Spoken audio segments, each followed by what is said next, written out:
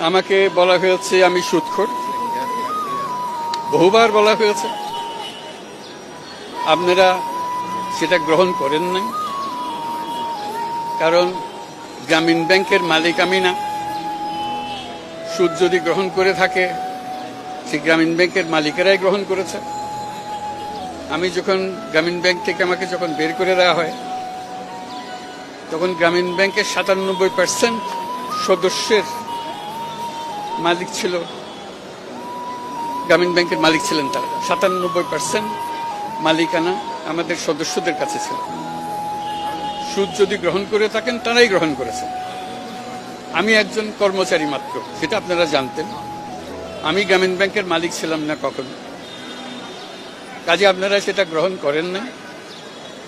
আমাকে বলা হয়েছে আমি গরিবের রক্তচোষা, সেটাও আপনারা গ্রহণ করেন নাই।